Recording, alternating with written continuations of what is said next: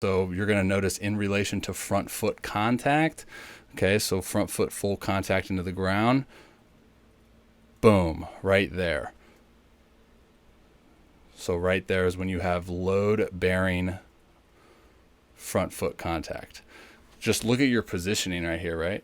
So when we come down a front foot strike, dude, we want that hand just to have gone up, okay?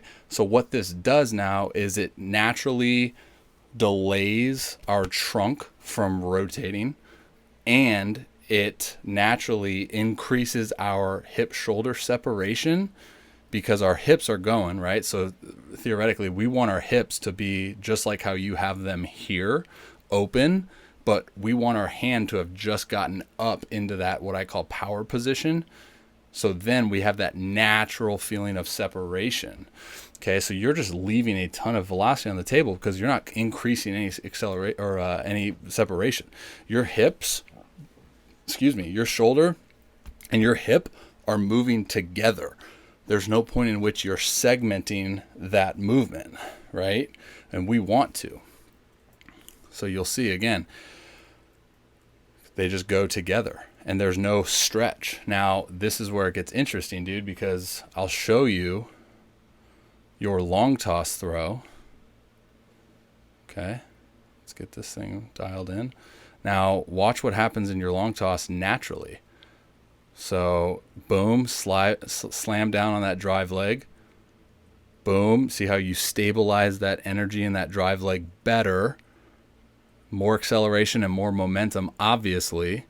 But notice how now your hand, boom, front foot contact. Now your hand was delayed.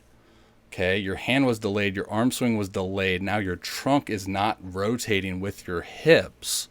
So you increase, right? So you increase that separation. Now you have a lot more rotational energy to release as soon as you throw the ball. So you have a ton of more power.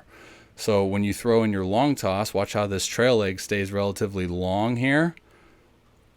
Now we're going to look at what happens here. Trail leg, hip flexion, right? Inside 90 degrees with that trail leg.